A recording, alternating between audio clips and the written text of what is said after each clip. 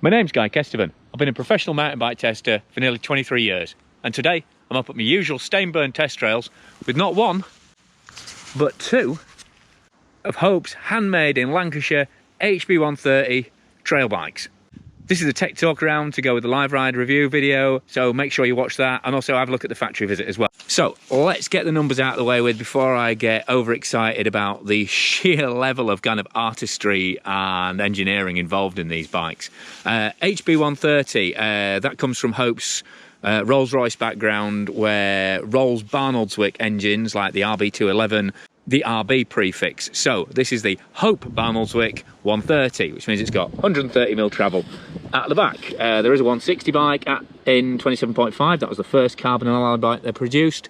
But this is 130mm at the rear with a 140mm fork at the front. In terms of geometry, nicely contemporary without being too crazy. So you've got a 66-degree head angle and a 75.8 degree seat angle, so pretty damn steep, to be honest. And also they've listened to feedback from initial testers and they've really chopped that seat post down. So even on this large, as you can see, I'm running quite a bit of extension on this Fox transfer post to get the correct ride height. So you can go longer if you want, although even on the large reaches 470mm. So again, you know, nicely balanced, nothing nuts, but nicely balanced, stretch, reasonably slack. And also you've got a little, see, it's better engraved on this one. And also if you look up close, you've got a little high-low chip there, which steepens the angles up half a degree. So you go to a 66.5 degree head and a 76.3 degree seat angle. If you're into your bike tech and you're into manufacturing, this is where you want to be reaching for a box of Kleenex. Other tissues are available for teenage boys and overexcited mountain bikers. The frames are all made in Lancashire, hand-built by Darker Mark in Hope's own carbon construction facility. I'll load a little clip up there where you can have a look at that. They're made of 3 different types of composite ply. There's this top 1K weave, it's got a cross-directional weave, just to give it a cosmetic finish. There's a 3K multi-directional weave underneath that, and there's also a lot of unidirectional fibre. There's actually 179 pieces of carbon fibre in each frame, and they're all laid up by hand. And as you can see, I mean, there is a seam along here, but if you actually look at the building video, what you'll see is that on the inside, the plies actually, they do it in a male and female half, so the plies actually overlap inside the tube, so it's not just a butt joint there, it's a proper, you know, layered joint. So, and Hope have saved over 150 grams on this mainframe compared to the HB160 mainframe. And so far they've sold 400 bikes of both types, and they haven't had a single one, as Doddy puts it, go to landfill yet. They've had some, you know, they've had a couple of manufacturing irregularities or just things that are shaken loose, but nothing in terms of a complete failure on the frame. And also on this bike, you're getting a lot more of the fixtures, like the pivots and, you know, bearing balls, things like that, are actually mechanically built into the frame. They're not just stuck on there. They're actually built into the frame, which makes alignment more accurate and also means it's a much stronger connection. And while you have a carbon mainframe, you then get to the back end, which is, you know, a masterclass of Hope's CNC machining. That's what they're famous for, taking forged pieces and just whittling the metal away with state-of-the-art 5-axis machines, you name it. If it's fancy and it likes eating metal, Hope have probably got one, or at least tried one. So that's a fully machined chainstay on each side, and then that's bonded to this little transverse brace there. They use bonding rather than welding because they can actually control the alignment better during the construction process. So they reckon it's a much more accurate result than if they'd welded it. And also when in testing, the actual aluminium members have broken before those bonding junctions, so it's super strong as well. Then up here, there's more machining on the front of the seat stays, machined linkage there, and these machined dropouts as well. But this section is the only one they don't make in-house. That's an extruded aluminium section, just nice hollow triangular section there. You can actually see, you can kind of see the grain there in the sunlight where it's actually been pulled through the machine to get the wall thicknesses just right.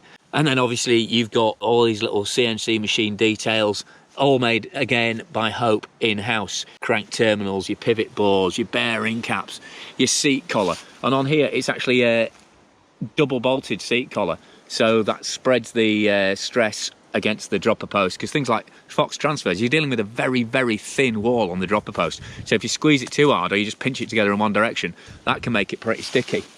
And there are 7 different anodized options you can go for in terms of colour. So you can have, you know, this is the kind of team racing green, obviously it's orange over on that bike, and you can mix as match as much as you want. This has got black hubs with green brakes, that's got the full orange going on, and there's just a massive palette of anodized colours in this finishing kit. And also you can also choose different logos as well. They're lacquered, they're lacquered into the frame. If you watch the build video, frames are finished, cleaned up, then they're lacquered, sanded back, lacquered again. All this is done by hand, or these things take days to put together. And even the anodizing is done in-house, so they can literally sort through and go, right, all of these bits match up. Because anodizing is notoriously fickle in terms of the actual finished colour you get out of them. So you couldn't guarantee that unless you were totally controlling the anodizing process and then the construction process with kind of a pick and mix selection of bits to put on there. So what I hope will guarantee is that your frame looks absolutely gorgeous. And another really lovely thing is you can actually go to the Hope factory. I mean, you can buy it direct or you can buy it through selected dealers, but Hope will encourage you to actually come and visit the factory, look around, meet the guys who actually put the frame together, see the whole process that goes into it. So yeah, if you want to be cynical, it is just an FSR frame. You know, it's got that seat stay pivot like a Specialized or any number of other sort of 4-bar linkage bikes with a carbon front end, alloy back end, and, you know, arguably Hope haven't been doing the whole carbon thing nearly as long as a lot of other manufacturers, and they're only making one a day. You know, they're not churning out thousands, so they maybe haven't got that familiarity with the fibre. Yeah, of course, you know, if you're going to be cynical about it, it's very easy, but I can't think of any other premium brands or any brands where you can actually go and see the bike you're getting being made, meet the people who are making it, and also get a tour of one of the most impressive factories I've ever been in terms of just, you know, Hope love making things. I mean, going back to the spec again, sorry, just before I forget, you've got these really nice little CNC details here on the frame. And going back to the spec again, yes, you know, you've got Hope brakes. Not everybody's cup of tea in terms of performance, but they get an HB, a specific HB top cap on there.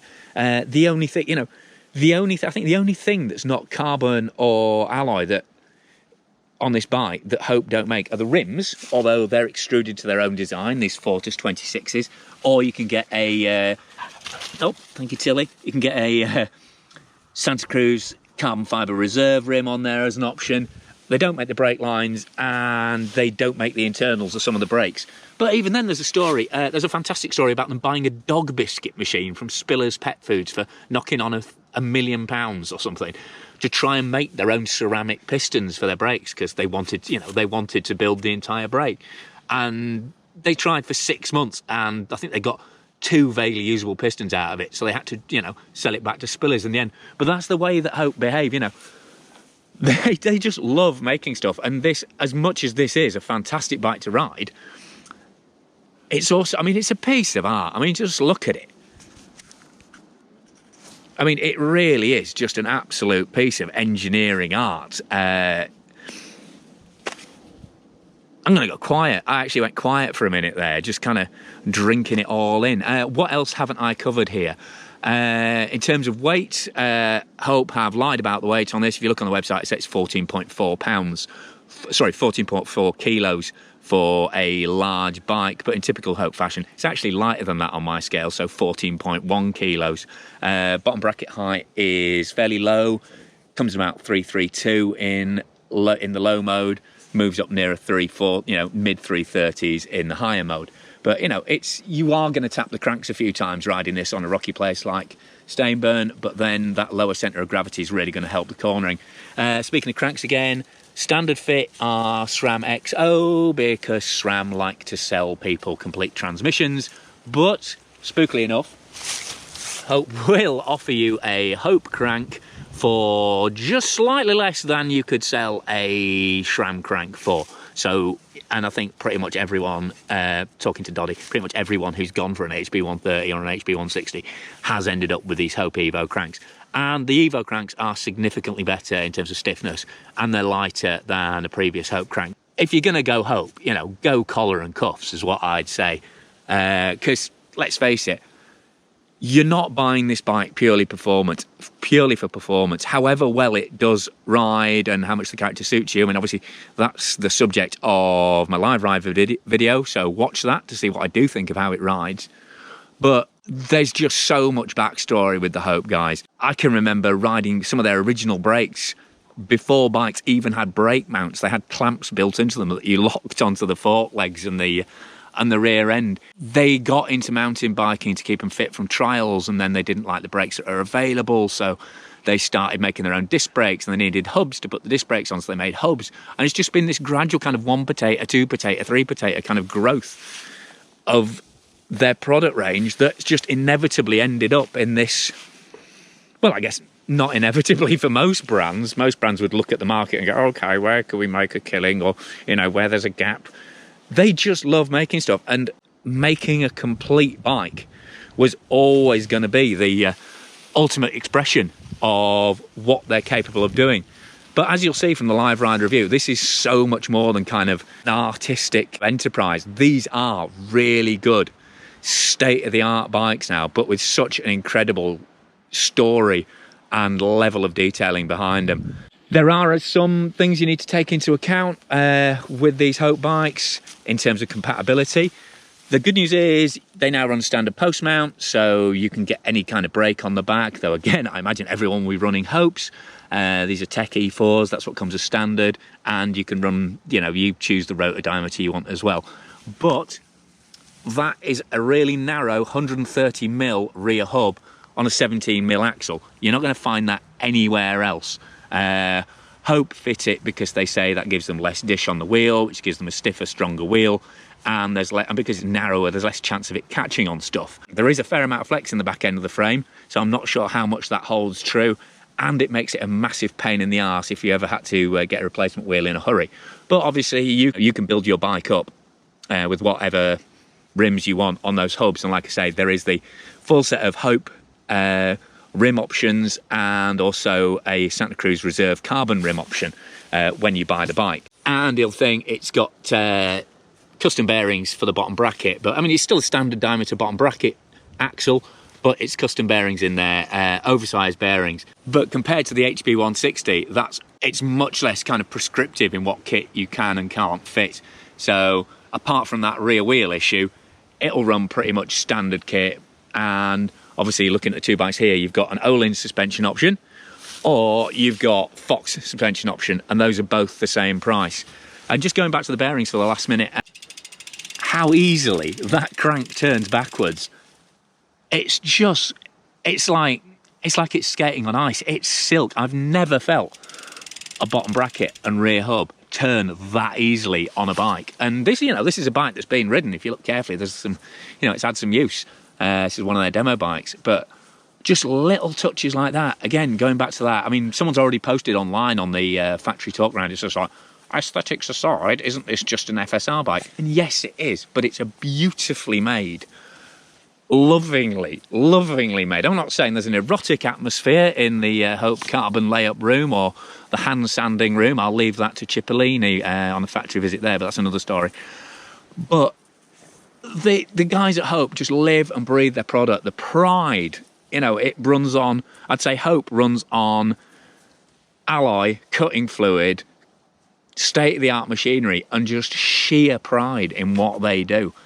And it's really, really hard to put a price on that, but the price isn't that ridiculous anyway, considering, you know, component for component, it's not far off similar top-end bikes, but with none of that backstory and none of that sort of genuinely hand-built in the UK flag-waving patriotism, whatever your views on Europe, you know, you've got to respect these guys for keeping as much of the manufacturing as they can in-house so they can control it and so they can build a dirty great factory in the middle of a mill town in Lancashire but run it vastly, you know, before anyone gets upset about a dirty great factory, it's run really, really cleanly. You know, that's why they brought the anodizing in-house, because that's normally a really toxic process. And there's, everywhere you go in the Hope factory, there's these big kind of recycling machines that look a lot like an elephant. It's just a big box with like a trunk on the end of it, and it just shits out swarf pellets to go for recycling. So not only is it beautifully put together, stunningly engineered, but it's also arguably, you know, one of the more ecological friendly state-of-the-art mountain bikes you could buy. You get, so in terms of spec, you get 2.5 DHF in Max Terra triple compound up front, and then you get a DHR 29 by 2.3 on the back. I mean, tyre clearance isn't massive on this bike. You know, it's going to get a bit tight with a 2.4, 2.5 on there in filthy conditions. It's a bit of a shame for a UK bike, but I guess that's part of having that narrow stance rear end. You get titanium bolts all the way through as standard to shave a bit of weight and add a bit of bling. It's Hope's own carbon bar. It's a 780mm bar with a 20mm reach, and you get a choice of 35 or 50mm stem, but I would strongly advise you to go for this little stubby 35. And the Hope headset in there is custom for the HB130. Can pretty much pick from the entire sort of Hope collection of brake components, in terms of which calipers you use, what chainring size you get, crank arm length you use, and as well as the SRAM sort of conventional Eagle, they also do an AXS wireless upgrade, and on that you get specific little machined cable ends, so it's a fully sealed frame. You know, because obviously you don't need these little bits popping out here and there. It's not a completely wireless specific frame, but you do get some nice little terminals on there. The only thing I would say, although Hope, you know, obviously deliberately designed the bike around having a water bottle in the conventional placement, with this Olin shock on here, it is a bit of an arse to get even a small bottle out there in a conventional cage, and it's particularly obvious with a big bottle. So if you're a big bottle fan, definitely go for a side loading cage. And the clearance is actually worse on this Fox DPX2 because you've got a bigger piggyback chamber on the shock. In terms of suspension feel, although I'll go into that in a lot more detail in the live ride review, basically the Fox setup is smoother, more supple, more conventional in feel, and probably easier to tune. The Olin's is quite a demanding tuning setup. Feels like a very, very damped setup, and the way to get it working for you is to not try and fight that damping, but to actually embrace it, add more compression than you probably would, run higher sag, and also play about with the fork pressures as well. I ended up with a higher than recommended bottom out chamber pressure in that than Olin's suggest, but a slightly lower main pressure. There is potentially a really, really great kind of firm racer style suspension setup in there, but you have to work harder for it than if you just go for the Fox option. Anyway, I've probably gone on for ages on this, so I'm gonna get my mate Ryan on board the Fox bike or the Olin's bike, and we're gonna finish off shooting the live ride video. So make sure you watch that for the actual ride impressions. Make sure you watch the factory visit video, subscribe, share, click for notifications, and if you like what I'm doing with these unsponsored videos, then please consider subscribing on Patreon. So I've been GuyKesTV, you've been watching GuyKesTV, and those are Hope's HB130 29er trail bikes.